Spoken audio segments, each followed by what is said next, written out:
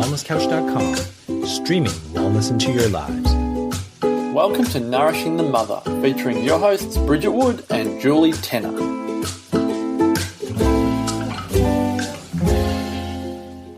Hello and welcome to Nourishing the Mother. I'm Julie Tenner and I do not have Bridget Wood with me right at this second. But what we decided to do today for this podcast is just a little bit different to what we usually do. And instead, we're going to give you a best of the 2018 year of podcasting.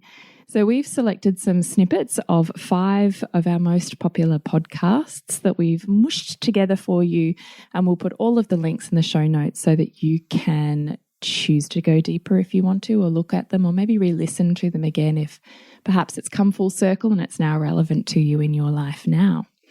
So before we jump into it, I'd love to remind you to jump on to nourishingthemother.com.au and sign up to join our tribe on the homepage. And we have a new website up and running, so please go check it out, nourishingthemother.com.au. It's exciting and we're so happy to introduce all of our 2019 products and courses and coaching and all the different products that you can patch up and make your own together.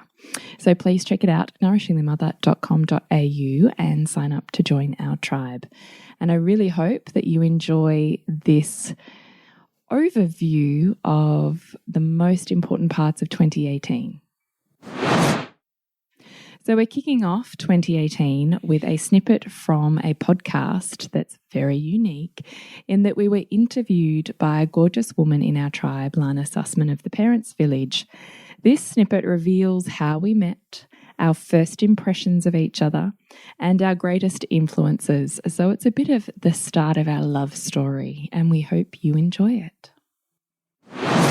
I think that it's hard for women sometimes to find the right people to be able to speak a language that they might have in their own heads, because you might have some fabulous girlfriends or, you know, even partners who can meet certain needs in that way. You can talk about things, but you know, I feel like there's such a beautiful quality about the conversations you guys have, which certainly feels really aligned with, you know, obviously the way I think, and I think how so many mums do feel. And I just, it's so relieving. It really is like a tonic. And I always sort of feel like, I said to you both when I arrived, it's like seeing my besties.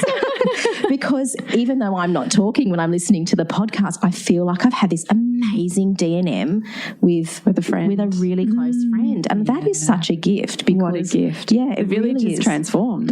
Yes. Yeah. I had to grieve that actually when I found out the village has to transform to online podcast, because I'm so about like seeing people in person and whatever. But actually, you know, even just the experience of having you guys in my life in that way, I'm like, but hey, look what Nourishing the Mother's done for me and for so many others. Like, like an all number of podcasts and online communities. Like you can't judge that. We want to say social media is bad and blah, blah, blah, blah, blah. But there's so many benefits to it. Yeah. It's all about the balance and what you guys bring. So yeah, I just, you know, I guess the what I wanted to do was just sort of go through some questions and have a chat about a little bit more about Bridget and Julie. And they look a bit frightened right now. I'm thinking it because like Lana's in our tribe private Facebook group, and she put this question out to everyone, you know, like who's got some burning questions they want to ask. And I know that a few people PM'd you, like, and so we got no idea what's coming up. Yes, but you have to let you. The reason I'm looking like that is because my son is playing footy at the Oval at the end of Bridget Street here, and I just got a call to say he's walking back up. So at some point we're going to press stop while I sort him out in the room. Okay, and then I'm coming back. So just so you know, at some point we'll stop and then we'll start again. Okay, no problem. So what I wanted to know was, what were your first impressions of each other? I know you guys met. Yeah, we met at playgroup. I want to know what you really thought when you first saw each other. I'll tell you, because I remember that moment like I was love struck. Really? I think it's, totally. So I remember sitting, so this is my third child, and you don't get offered into mothers groups or anything like that once you're past your first child. But I had such a huge gap, and I had no friends that had children of any age similar to my third, because I had such a big gap. So often what happens is you make really excellent friends with the people that you meet in your first child's experience of everything. So of mother's group, of kinder, of school, you tend to stay with that group. And so there's a bit of a joke, like even at school mums, where you go, well, you know, but I'm a third-time mum and she wants to be friends with me because she's a first-time mum and I just don't have time. I don't even have space in my world. You know, and so by the time you get to number 3, there was like no one. So I'm thinking, my gosh, this child needs some company. I need some company for people that are, you know. Because you had 2 at school by that point. Yeah. So you had 2 at school and Lola as a baby. Yeah. So I was like, right. Back when my other 2 were little, I found natural parenting playgroup just been the most amazing space to meet my people. And so I went, that's what I'm going to do again. So I researched, found my local natural parenting playgroup, rocked up, and it was all the types of people who I love but who I expected.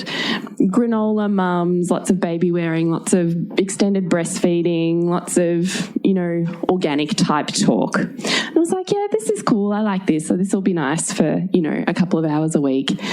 And then Bridget walked in the room and I was like, and I'm pretty sure the sun was shining so that her golden hair had a halo around it. I'm fairly sure.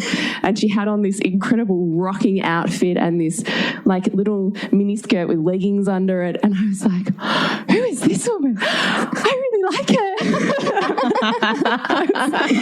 Oh my God. And Bridget swanned in and I think released her, you know, baby off of her back or whatever I feel like it was, but I don't think you were back worried by then, but in my head that's the picture I have. Just like released her baby off of her back to the point. I'm like, yes. I like you so much already. Isn't that so funny? The first impressions that we form of people. Like it just shows you how much you make up that in your mind in like 10 seconds. Yeah. And then you sat down next to me because I was on the floor with my baby and you just started some conversation. I'm like, oh my God, she's really intelligent too. It's like a love story. That's I love my that. first impression. I was completely and utterly infatuated. But I think there's genius to those infatuations. Yeah. There's such a heart body opening to certain people, and I don't think there's any accident in that. Well, first impressions are actually really important. I think Malcolm Gladwell talks about that. Like it's the first impression that actually is the correct one. Yeah, and I think you've got something ridiculous like 6 seconds and people have already went, Anyway, so that was how I first met Bridget, and then we just started seeing each other at playgroup once a week. And then we were doing cool things at playgroup, like doing big mama bakes together. So we'd all cook stock together and we'd all, you know, like just really nurturing, nourishing stuff. And then, you know, I think I made the first move and said, would you like to come over for a coffee? Shall we swap numbers? Which always feels like a first date, doesn't it? Like it's hard to do that. Like it's not, you know. It is like dating kind of. It's really like dating. Is she going to like me? Is my house okay? What is she going to think? You're like, you played with all of these teenage-esque. Anyway, so we just started and then we just hit it off. You know, we just had amazing conversations and you were such a classic. I just felt such a classic first-time attachment parenting mum. And I remember one of the first jarring moments I had with us where I thought, whoa, okay, this is the challenge in friendship is when I started talking about, because when you came over, had to always take Hugo outside whenever he got grizzly because he wasn't happy inside and he was only ever happy outside. I don't remember that. So when he was grizzly and whingy, we had to go outside to make him happy. Really? I don't think you remember pre-aware parenting. I don't really.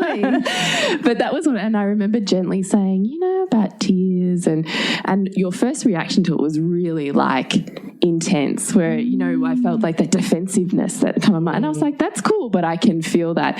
And then I remember it must have got intense on this one, but I was like, you know, what would happen if we just stayed inside and he got upset and you were quite affronted by it? And I remember thinking, oh, I've crossed a line here with my friend, you know, who I really like and I want her to like me, and I've just kind of offended her. That's always an awkward feeling. And then as you do, you like go mental 1,000 miles a minute as you're processing something. I remember you calling me seriously like 24 hours later and going, so I've been thinking about this. And you had like done 180, maybe even 360 degree turn into wanting to find out about aware parenting. And I was like, oh yeah, okay, we're good. She's my friend and we can now be friends. But isn't that growth, right? Isn't that how those close friendships take you to those edges to then grow through? And I'm so immensely grateful for that, because I can see how, like, I was so anxious. Like, I was pretty highly anxious first time mother. And I can still remember. Not though, I know, right? I know. Who's not? But I think for me, like, I was so determined to raise this conscious, get it connected, like, like in tune with themselves child who wasn't broken, because obviously I perceived myself somehow broken at that point. Yeah. But I was trying to give him all of this stuff, and I can so put myself back there. But I didn't know I did that with the whole going outside. Yeah, we had to keep going outside, out into my backyard. But also I would imagine it would be pretty like intense to meet Julie, who's a third time mum. Yeah. Like, because I remember when I had my first, I was like, how do people have like more of this? Like, because it's... I remember being terrifying of, like, even when Hugo was a baby, of even like thinking that toddlers were like these awful things, because I couldn't put myself... so jarring. I couldn't put myself there then. But I can remember meeting Julie, and it was actually the first time I remember meeting you was at a cafe, and you had come into the cafe. Oh, I came with my sister, didn't I, to test out the group before I went to the official play group. Yeah, that's and I right. think you had Lola on your back. All right, we're back. My son is in the house. We're going to continue on. So I was Bridget, saying, you met me in a cafe. Met you in a cafe, and I remember you had this beautiful, like, kind of dark coloured, like, lined wrap with Lola in the back. Oh, I loved that sling. And she was only like 8 weeks old or something. And you just were like, back wall with her early. Yeah. And you just seemed to have this whole like motherhood thing nailed. Because she was just flung on your back. And I thought, this woman's like, she's a seasoned mother and she's just so intriguing, and I can see such depth here and such richness, and I just want to know more. And I think because I was so in that depths of that, nothing artificial will pass my son's lips, and this was a naturopath, and a doula, and like, I was just so fascinated.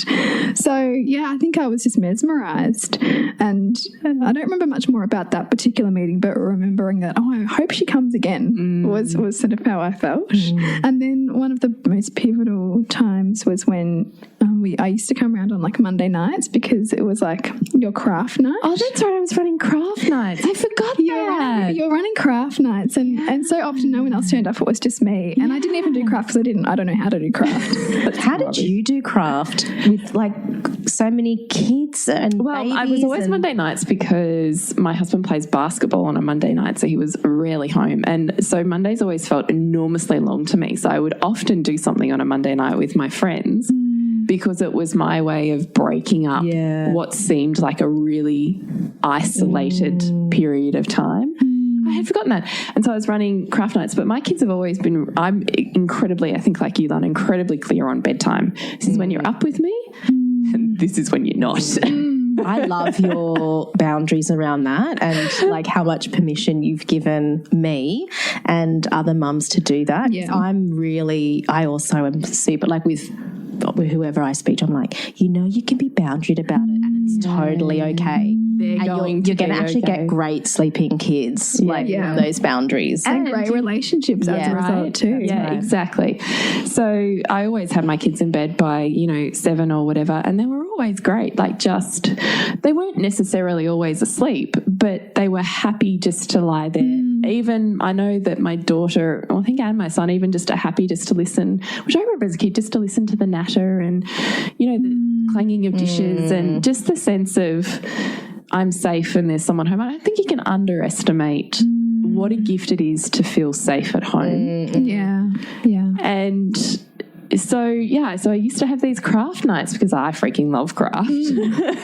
And women, when they are doing a monotonous activity, I think there's very something regressive about it. And I think we can access parts of our psyche, parts of our hearts, part of our story when we're distracted with the doing of something that's rhythmic. So it was almost like a mini women's circle, I suppose, and it would depend. Sometimes people would turn up and sometimes they wouldn't. And so also you created a little village of women, that's what women would do. Like they would weave together or they would cook together. It's bringing that village in. We're so isolated now, so it's actually genius to do that. Yes. So looking back, that's really where I think Nourishing the Mother was born, was out of those conversations on those Monday nights. Really? And I remember one time, like, you would hold me in uncomfortable feelings for longer than I'd ever been held in them before, which was a little bit disconcerting sometimes, but then so profound to be witnessed like that. And I never had felt like that before. And so I think that provided such a safety, in our relationship and also in motherhood, to be this place of expansion as opposed to like service and doing and giving all and sacrifice, which can be, it can be painted as that, right? And so, and I remember looking forward to those Monday nights, and it was really nice. Oh, that's so lovely to hear, because I'd totally forgotten that. It's funny. It's actually really nice that you're taking us back here. Isn't it nice? Because we never really had this conversation. No, we haven't. Well, I just love, I often actually ask people, like if we're out for dinner, it's like, what was your love story? Like, because it's such a nice, and I love hearing it from different, like one couple talking about, because you guys are a couple. And it's like, I love, everyone's got their love story about how they met, and it's just, it's really beautiful because you guys are such a team, and it's a dynamic, and there is very much both of your personalities, which are very different but very aligned in some ways, and it's just really interesting to have, like, I feel certainly that like I've gone on a journey with you guys and how you guys have also developed in your own ways as well. So I wondered like what you thought of each other, but also how do you feel you've developed over the course of Nourishing the Mother, like since you first started, because it's been going for like 3 years. 3 years. Like maybe just name like the biggest drama therapy. You can't even put words to it. I think it's so much more grounded in myself. A lot less concern about how I think I should be, and really in more of a place of making more parts of myself okay, which is essentially what we're wanting our tribe to feel, right? Like it's about, noticing those edges instead of shoving them down, noticing those spaces within us that feel scary or not okay, and even the parts of our, in our children that we struggle with, and what that brings up for us is just making more acceptance, I suppose. It's normalizing it, and modeling that normalizing, and that's sort of what we teach parents to do with their kids. It's like you've got to normalize, like we've got to normalize it. It's okay to cry. It's okay to have big feelings, right? And you guys normalize it for us. It's okay to share your deepest thoughts about things and to have them heard by a friend. And to have them heard in general. I think that's to show up. Like that's to give voice to those depths. And I think too that, and for so many mothers who are motivated by giving the best that they can to their children, what pulls mothers on the journey with us is the truth that to make more of those parts of yourself okay, you're then giving that permission to your child. That's right. Like even yesterday, Hugo and I were looking through a box of old baby things, and he was flicking through his book of him that I'd made, and he started sort of crying, and I wasn't sure if it was about the book or about something else that we'd been working through that morning. But he said to me later, I was feeling really sad because I was crying because that book made me feel really happy, and they were happy tears. And we've developed such a language around feelings and around making more feelings okay, that I was just so grateful in that moment that he felt safe enough to express that with me. Because I can also see where if we push too hard for that, they close that. Totally. So, just the gentle invitations that I can give to make more spectrum okay gives him the safety to feel like he could speak that. Yeah, that's amazing, isn't it? So, and that's such a testament, I think, to our own journeying and willingness to show up in all parts of ourselves on this journey that gives our children permission to make more of themselves okay too in the home. That's right. And, you know, it's the mirror that you guys provide as well. So I think we all sort of sit there and go, yep, I can really connect with, you know, something about Julie's story. We're all mirrors. We're all mirrors. Yeah. There's so much nodding, basically, that goes on. No, totally. And you only ever see in someone or hear whatever you need to hear in order to grow in that moment. Totally. You know, which is why you could listen to the same podcast over the course of 3 years and get something different out of it each time because you are at a new evolution. I find that extraordinary. Yeah. So, Julie, what about you? How do you feel you've developed the most? I would say I'm less polarised. I think that has been my biggest gift from being on this journey with you, Bridget, which I'm so immensely grateful for because there's so much pain in being utterly sure that this is right and this is wrong. God, there is, isn't there? So much pain. And yet we defend it with so much vigour. Whatever our position is, we defend and fight against the world in order to feel righteous. And I can certainly see, you know, not dissing polarizations either, because as the conversation you and I were having earlier, I totally see how they serve and how the void or the pain served my desire to meet that so intensely and how my journey on that has then sought the polarization swing to the other side so I get to balance it out. I totally see the purpose in it, but I can also see how wounded I was through teenage years and certainly my 20s by virtue of being in one pendulum swing or another, because I could never find a centered place, you know. So I'm always swinging. So I think the gift of my 30s and nourishing the mother has been I can make an empowered choice that feels authentic to me because I can see both sides without having to literally walk them. Yeah. That's right. And you can change your mind. And be okay with changing your mind and not having to, you know, think who's going to judge me or what, you know, wrong or right, or, you know, just to sit beyond that place of right and wrong entertain the full spectrum of possibility. This next one is episode 162, when sex just isn't happening. And what do you do when it just ain't? Do you get stuck in a blame or shame spiral? Or do you own your own shit? This snippet shares my inner world post baby number 4 as I fought the resistance to show up sexually with my husband. Don't be fooled by the illusion that people have their shit together, because even those that are teaching something are teaching it because they're still learning it. There's such a big pain there that it forces them to learn and to grow, and therefore they gain a body of wisdom. And if they're ready to integrate that to the next level, they'll be sharing it beyond themselves and their family, which is where I find myself. But that doesn't change the fact that sometimes sex just isn't happening. And this has been, post baby number 4 has been a really big journey for me in the next evolution of what that is. So after my birth with her, during my pregnancy, I realised I was developing I didn't actually know it was a prolapse. I just thought it was a lot of pressure.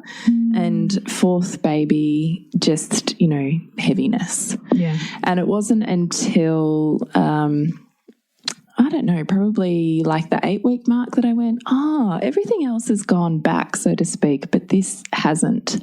And I think this might be a prolapse.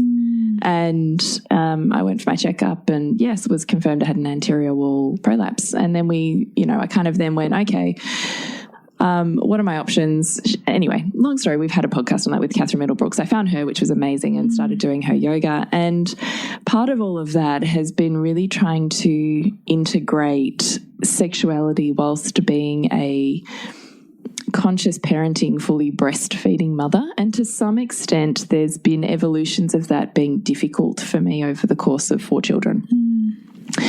And with each child, I've been able to find more and more of my sexuality as I'm able to mingle the identities of of mother and seductress. So you're almost able to transition out of one and into another. Yeah, but even I think that's what I did with my third. It was very, and probably to some extent I had to learn with my second. It was very, now I'm mother, now I'm seductress.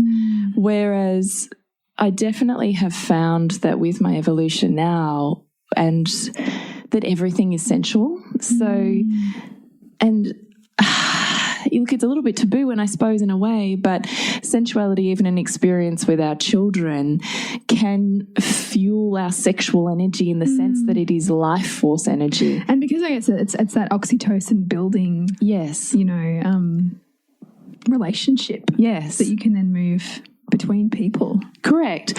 So once you are able to gain some sort of mastery over breath and energy movement, then you're able to have a level of mastery over where that goes in your body. Now, we are women who are the literal walking embodiment of the feminine. We have the power to create, sustain and nourish life. And life force is the Kundalini sexual energy. It is what creates life, what, facilitates life everywhere in this universe. And so I started to really understand the concept of being able to move it through my body and absorb, I suppose, and store like a storage bank this energy that I could breathe inwards and move to different parts of my body. So it wasn't that I had to transition from one to the other. I was really understanding how to be a sensual woman that was grounded in her sexuality without it needing to be porno. Do you know what I mean? Yeah. Sexuality that was sensual and said, I'm here to nourish. And it felt for me like the next step up in that, I suppose.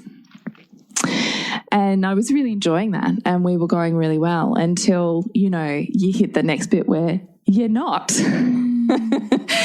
And life gets busy and babies start waking up and you're too tired. Work takes over, certainly for my husband, other commitments, and it's easy to go, I just can't be bothered. I'm too tired. Well, if he doesn't try it in the next 10 minutes, that's it. I'm off to bed. Nothing. Righto. Fuck you. I'm going to bed.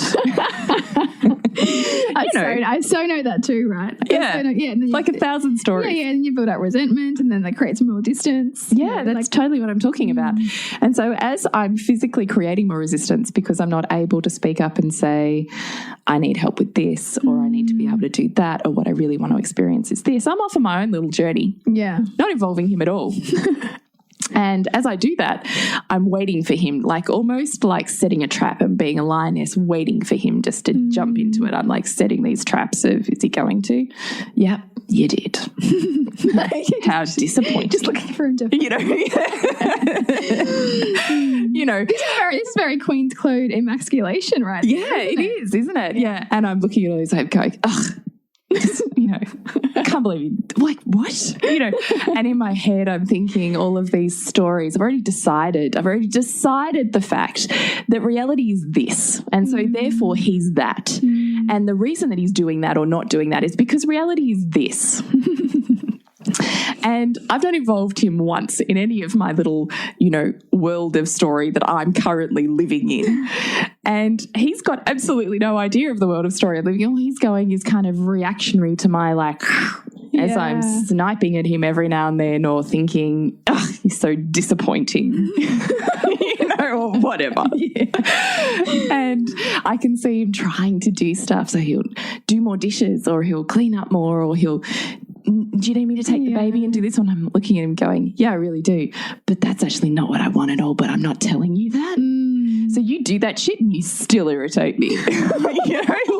Like this. Like I'm thinking. You're doing it and you're being so patient. I'm doing it and I can't stop it, and in my head I'm thinking, I don't know what it is actually. I think it's easier to do that than it is honestly to own my voice and to own the pain. Anyway, so several months ago we had this really big conversation about sex and sexuality and where we were at and where I wanted to head. And really what I said. So you've got to remember he's a very, in inverted commas, non-conscious bloke. Like just a bloke's bloke. loves sport, hates reading books. Just like my husband. Loves sport, hates reading books. Tick, tick. Probably saw a poster of tantra, positions, but would know nothing else, and I'm saying to him, that's it. This is it. I'm done with the sex we've been having. Done. Really, what I want is this. And I'm now willing to say to you, what I want is this. And what I need you to do is this. And what I don't want you to do is that. And what I want you to do is this. And it was a really massive, massive, massive conversation. And I gave him reading material and chapters out of ebooks and books that I wanted him to read, and ultimately then he disappointed me again because he tried, but it wasn't really hitting the mark.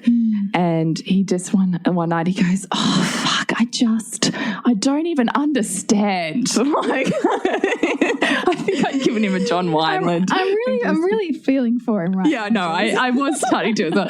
And he's like, I don't even know what they're saying. Like I can't even follow it. like this. And I'm sitting there going, really? And in my head I'm thinking, wow, that's how far I've come. Like that's also says to me I've got to remember that this sits for me on 20 years of research. Yeah. And this for him is the first time he's done it. And it's coming because the pain of his partner being unhappy is creating the drive to learn something he has never had a desire to learn before. Anyway, so I said, okay, what's going to work best for you? Would this work best if we set up date nights and being intimate, we would read a chapter or something from my reading list or listening list. We would listen to it together in bed nude, and then we would have a discussion about it, and then we would discuss how we would implement it into our sexuality or our next sexual exploration. He said, yes, actually, that would be really great. I said, okay. I love this. So that's what we did. Yeah. So our date nights, then we were, locking them in, because the thing is we want this passionate spontaneity kind of, we're all chasing the desire that's fizzled out. But if you leave it to spontaneity, it never happens. And the further you get away and the easier it is to have excuses. And what if you could be more conscious with your sexuality, and instead of waiting for it to happen upon you, you could put on your big girl pants, or take them off, as it were. Take them off. And say, here's what I want to do.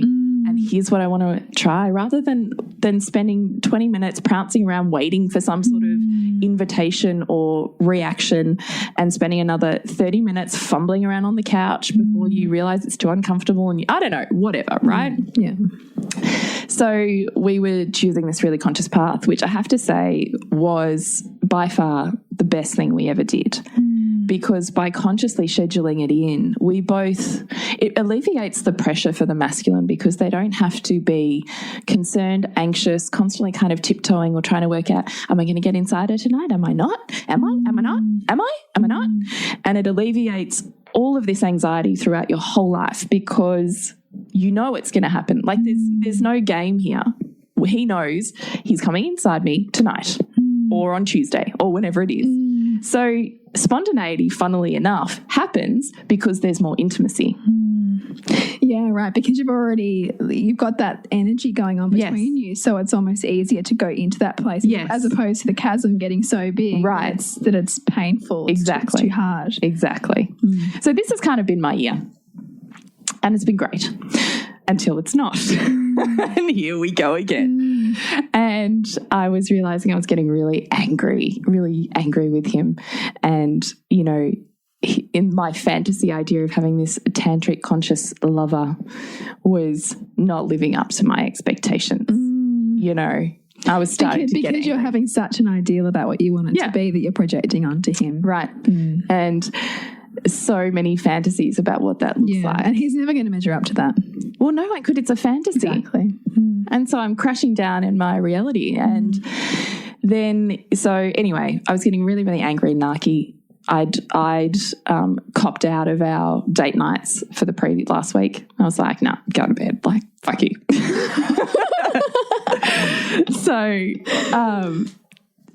Anyway. So then it got to the point where Saturday night I could not sleep. Like I was literally in insomnia, and I do not get insomnia. I love my sleep.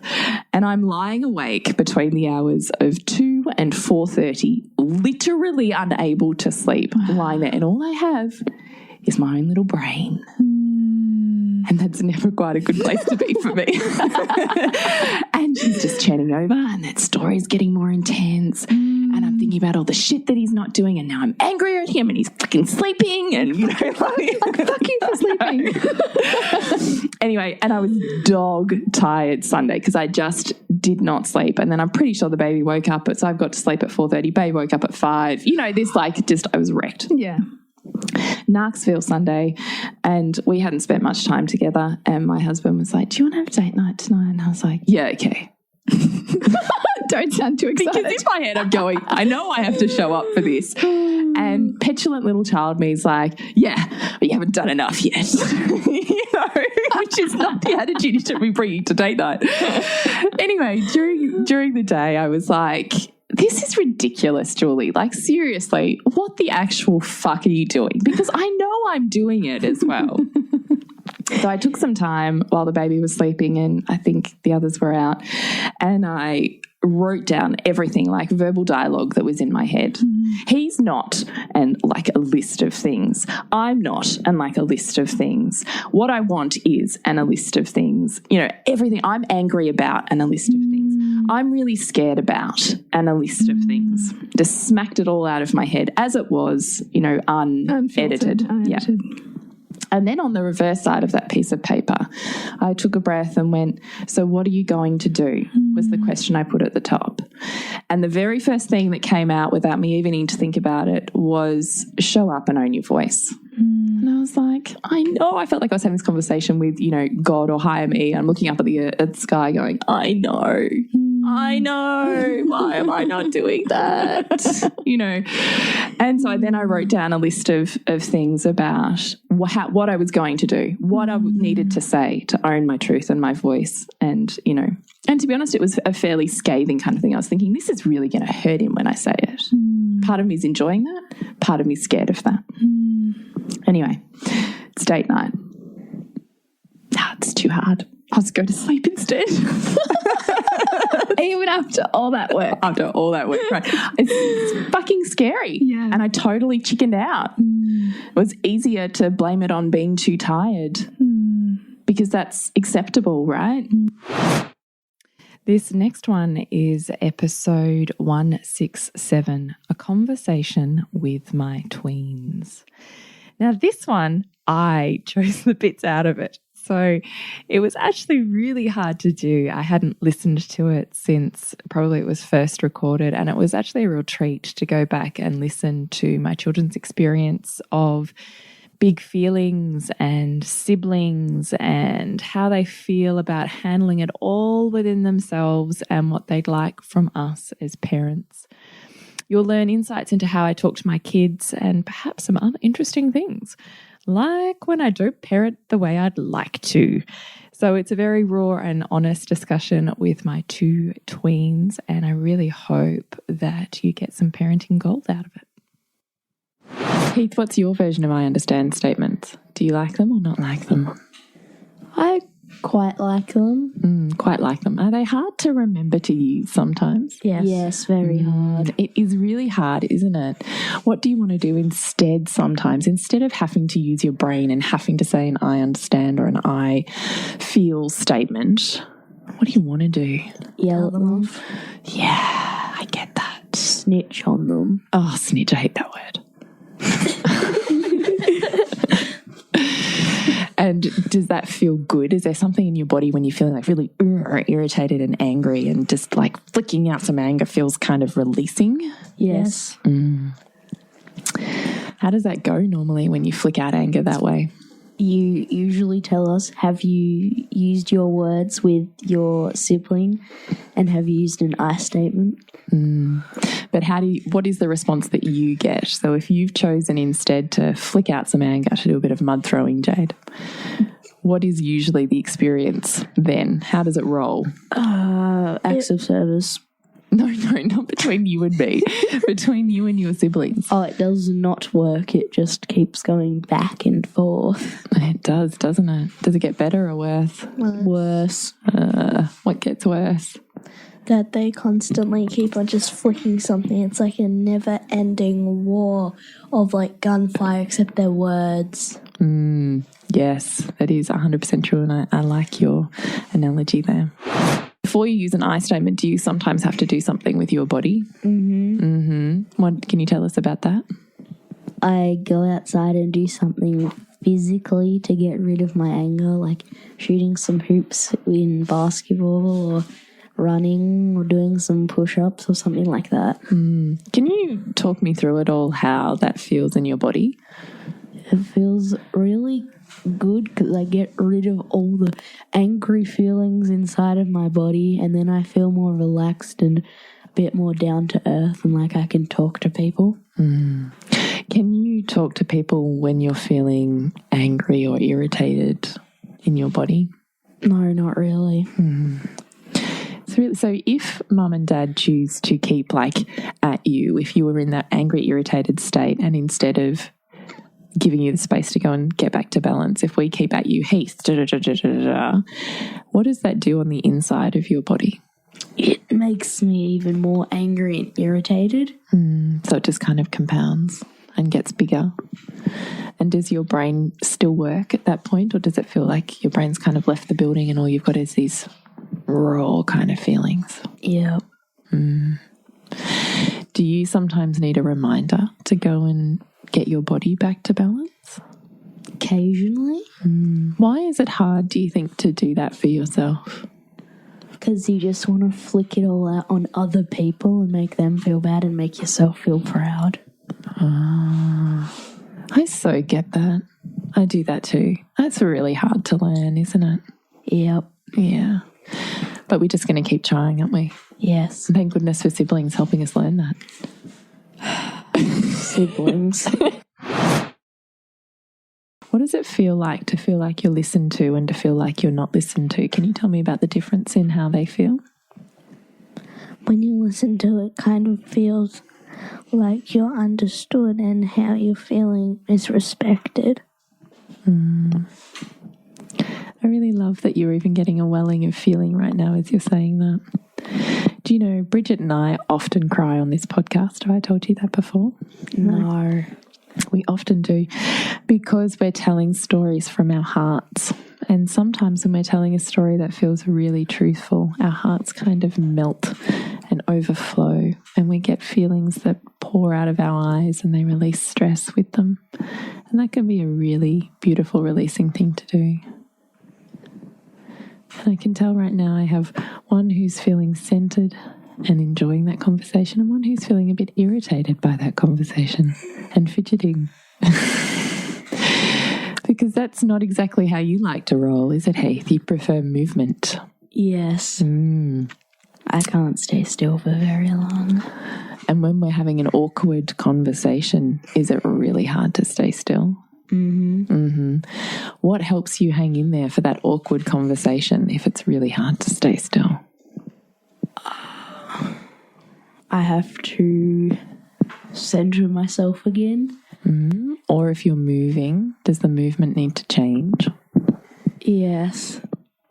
Do you have any ideas what it is that you like to do? Like, how do you move? Have we talked about moving before when we've been having conversations that you've not enjoyed? Have we? Can't think of any. No. It's okay. You often fiddle with something or play with a ball, don't you? Yeah. Does it feel like you can deal with more if you're moving at the same time? Yes. Is that the same or different for you, Jade? Different. What do you like? I like to really be like not distracted by something and just kind of really take in the conversation. Me too. She wasn't as cute as Gwen. Excuse me. No one's as cute as Gwen. No one's as cute as Gwen, Heath. She's just the apple of your eye, isn't she? Yeah. She's going to be a pro basketball player. Is she? I'm going to teach her. Are you? Or will she have a killer voice because of how much singing and screaming and crying she does? Oh, singing and screaming and crying. She's really found her voice, hasn't she? Yeah. What do you think about that?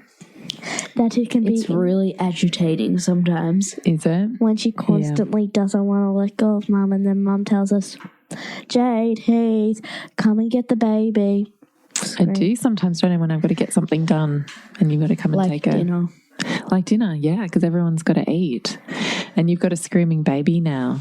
It seems like a lot of responsibility. How do you feel about that? Pretty good. How do you feel about her crying? How do you respond to that? We tell her that we hear her and her feelings and things, and let her be heard, and let her just cry because she might want to get it out. Oh, Heath, you just made my heart swell too. Heart, Jade, I'm winning. No, you're... I really love that, Heath, because I think that's really important. Do you think that's really important too? Yes. Do you think that's another message you've carried from this family out into the world? Yeah. Yeah. I wonder also in this gig of parenting, okay, I know you're nearly done. I knew you nearly had enough. Could I maybe ask you like another question, and then maybe you could ask me a couple of questions? How would that work? Yep. Yeah. Can you hang in there for that? Yeah. Okay. Here's this thing.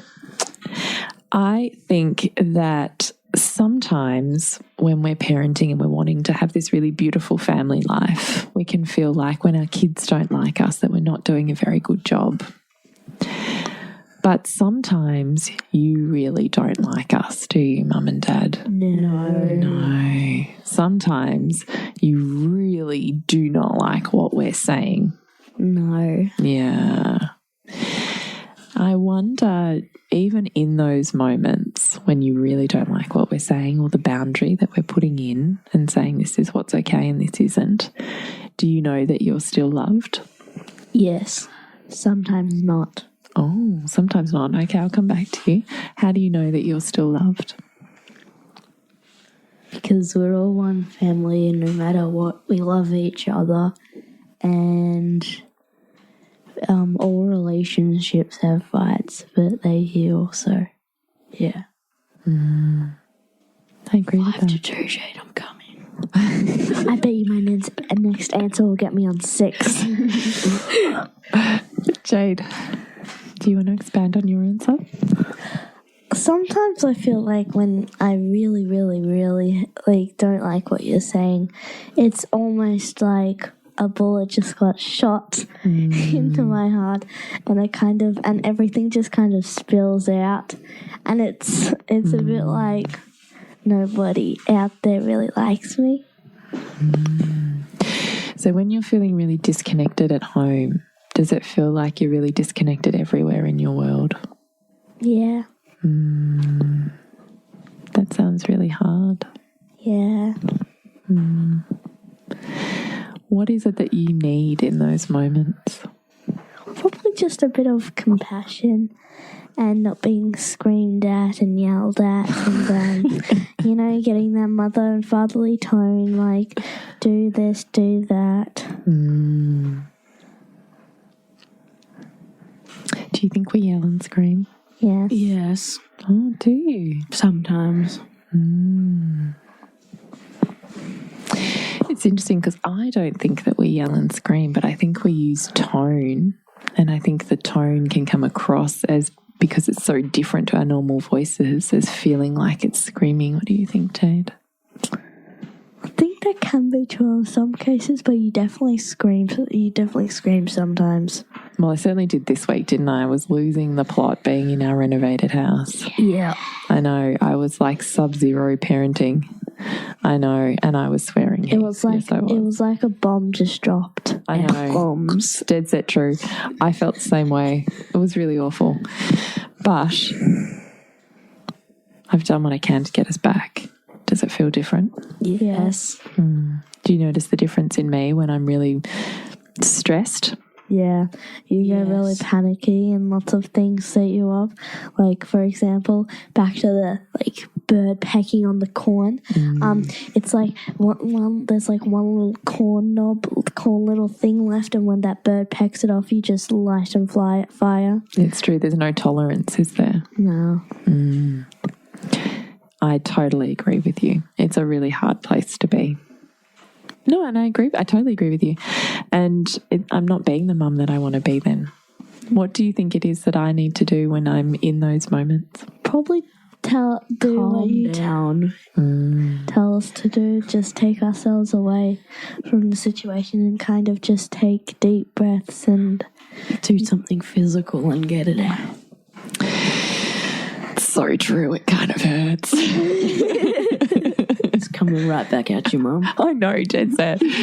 I know. I so know. I'm really sorry. I'm trying really hard. This renovation's really hard. It's hard, isn't it? Yeah, sometimes you need to take those really big, like, Buddhist breaths. Yeah, I know. Can you help me remember that when we get back home? Yeah, we should put a list on 3. The fridge, not the 3. The fridge saying, Mum's to-do list when she gets angry during renovation. 1, take a deep Buddhist breath. 2, Buddhist? Is the right word. I say Buddha belly breaths. But Buddha belly. Buddha belly. You know, like the big smiling Buddha. You know how he's like this round jolly man. So I think about the round jolly man. He has some elephant ears. He does, doesn't he? Why do you think he has really enormous ears? So he can hear all of the people down below. He's a spirit, so the people that so he can listen twice as well as he speaks, Heath. Oh, guess what, Heath? Now I'm on 7 and you're on 2. Boom. Next up is Emotional Gridlock, episode number 156. I wonder in this episode if we saw relationship as a people-growing machine, churning out someone different at the other end of it, how differently would we see our problems? Stop working on your relationship because it is working on you. The feeling of you getting to a point where you go, this isn't me, is more powerful than saying it's hormones, because it's not just the hormones. It's easier to say, oh, I'm not interested. My hormones must be really low at the moment. I'm just hormonal. I've got my period. It's easier to say it's hormones than it is to say, oh, I don't want to be in this relationship anymore. I don't like how I'm being treated. I don't like the sex that we're having. It is far easier to say I'm hormonal than it is to stand up and say this is what is not okay and not right in my world. So when you look beyond the sexual problems or the relationship problems that many of us have, ultimately what we find is that people are withdrawing from each other. So it's not the problem per se, it's what the problem creates in terms of a dynamic. And what always happens is when we come to a problem, we're facing parts of ourselves we're not willing to grow through, and we're faced with our own level of anxiety, our own level of discomfort, our own parameters for challenge, our own ability to see our flaws and be met by them. And so instead of diving into that and having the hard conversations, dealing with your own anxiety, we withdraw because it's easier to vacate and leave than it is to stand in that almost conflict. So as difficulties or sexual difficulties in a relationship deteriorate, we tend to take it personally. We say it's because, oh, I must not be pretty enough. I'm too old. You don't love me. And it's all because we're looking for what Dr. Schnark refers to as a reflected sense of self. And I find this really interesting when we're talking about self-worth. So when we are in a relationship, and we've talked about this actually with State of Affairs, what's her name? Esther Perel.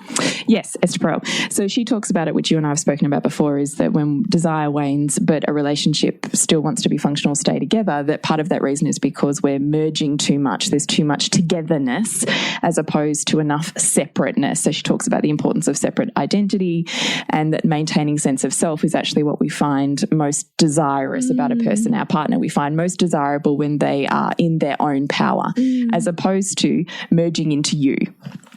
So it's this concept of you need enough self in a relationship to maintain the mystery and the ability to hold tension and the ability to hold and regulate your own anxieties and your own sense of, rather than needing someone to do that for you, right? Yeah. So Dr. Schnark talks about it in terms of the mirror. So he's saying that we're often with people where in a partnership you can be looking for a reflected sense of self rather than an owned sense of self. And when we're doing this, we're looking for our partner to become the mirror of who we think we are. We will like them and stay in relationship while they reflect what we like. Yeah. Which is like the, early stages of a relationship where we go, I like that mirror. Yeah. I like how you react to me this way and you say that I'm beautiful and I like that. And so I'm going to keep coming after that because I like how you're defining me rather than me defining me. And so we find that we will stay with this person while they're giving us the picture we like.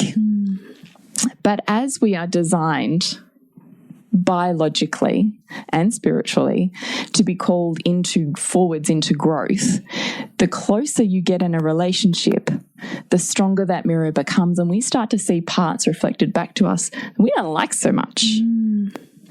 Because now that mirror is getting a little bit too close to the parts that we don't want to own. And that partner who used to validate us and say, you're beautiful, you're young, you're interesting, you're mysterious, you're dynamic. And we used to seek for that. We used to look for that because then if they said we were beautiful. And if they said we were sexy, we were sexy.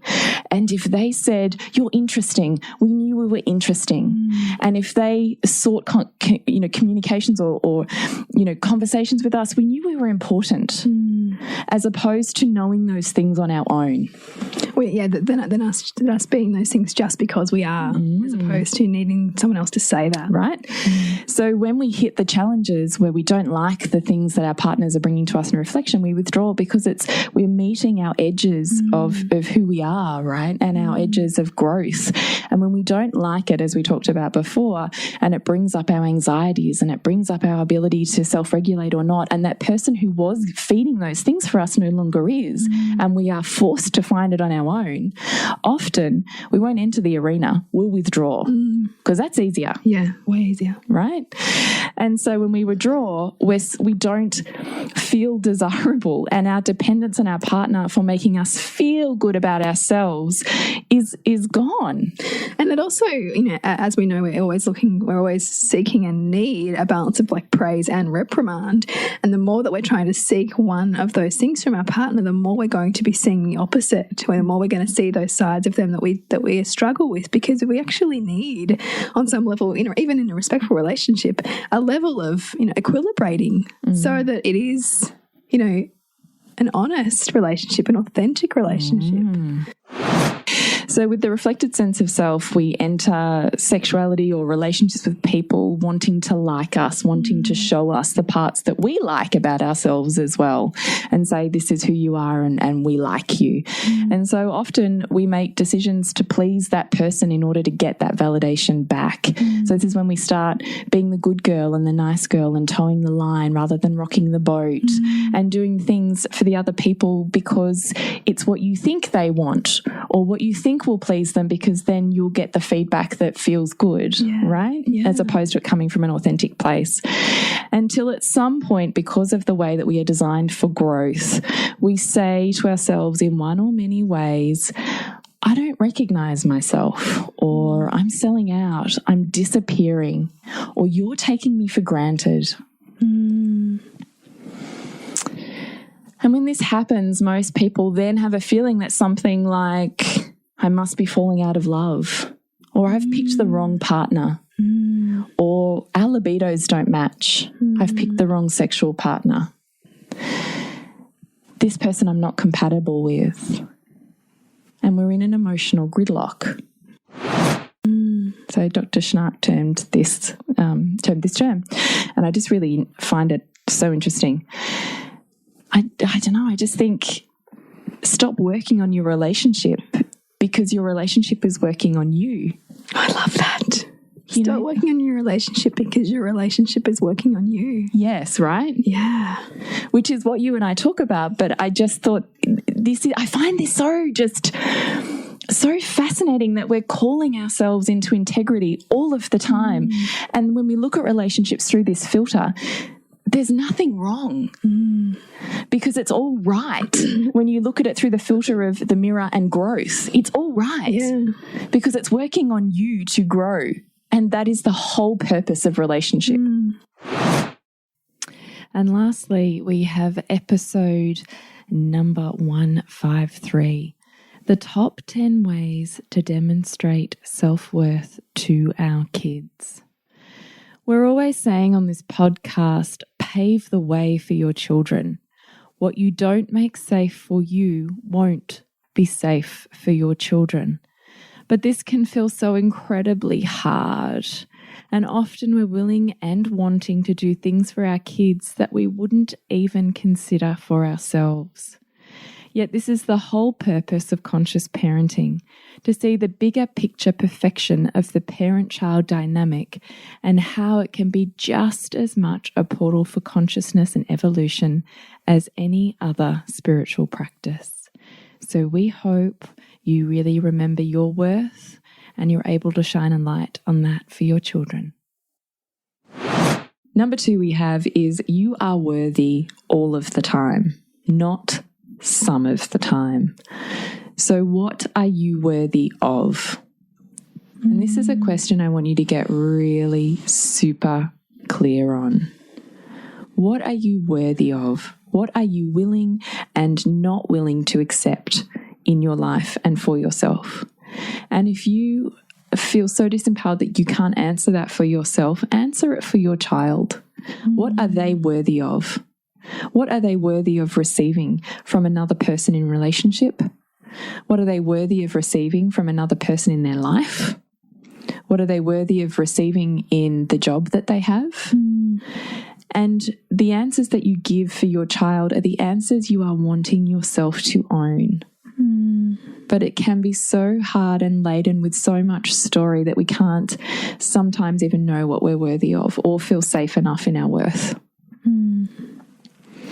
So know what you are worthy of and that you are worthy all of the time and for no other reason than you just were born worthy. Get really clear. Ask yourself in each area of life, Bridget, what are the 7 areas of life? Yes, so they are spiritual, mental, vocational, financial, physical. I put you on the spot. 5. Yeah, spiritual, mental, vocational, family, physical, social. One more. We'll think about it. We'll put them in the show notes. Really put me on the spot. Yeah, I did. Sorry. We'll put them in the show notes. So getting really clear on each area of life, what are you willing to accept and what will you not accept in terms of what you allow yourself to receive and not receive? It's no different to the bully in the schoolyard finding the weakest link. They don't go for the strongest link. So find where you are feeling really weak in your link and ask yourself, why? Where have I picked that story up from and what am I no longer willing to put up with? What do I know inherently that I am worthy of and only willing to accept? You know, what am I willing to walk away from in order to say to the world and the universe, I'm worthy of this? Number 5 is understand your past. What we mean by this is don't judge it. Don't criticize it. Don't say it's wrong. Your past serves a purpose. It is wrapped up. Your greatest pain, usually when we think about our past, it's our greatest pain, right? Your greatest pain fuels your current values and your service in this world. It is something to understand more deeply than to criticize and banish. When we understand our path, we have a sense of poise that we carry into our future, because to know where you've come from is to know where you're going, right? I just, you know, from someone who spent so many years is struggling with my past, trying to reconcile my past, trying to blame away my past, filled with regret and pain and judgment. The greatest freedom I ever had was when I went, I see that ugly thing and it was perfect. That's grace. Yeah, right. You think about, you know, your children, they're not all sunshine and love. In each of your kids that you love so dearly, you see the things that are ugly about them. And I'm asking you to see the same in yourself, because they still serve a purpose. They still have beauty. They still have a place, and they have a voice that tells you where you're going. So to understand your past is literally to know where you're going. That's why I think it's important. And to really stand on solid ground, to really be sovereign in who you are, is to really deeply understand the story that you come with. You know, to not get stuck in pride and in a sense of needing to puff up in order to be okay.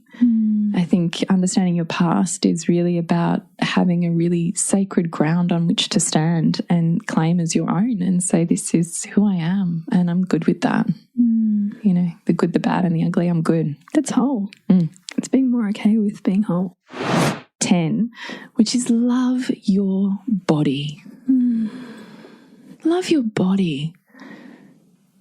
Love this vessel that carries you in this world, that holds your soul, that's fed your children, that's grown and nourished love, that has known touch and sensuality, that, you know, dives and plummets into depths as much as she soars into places she didn't know existed in this world. Like, love this body. Don't disregard her because she's stretched and different to what you said she should be.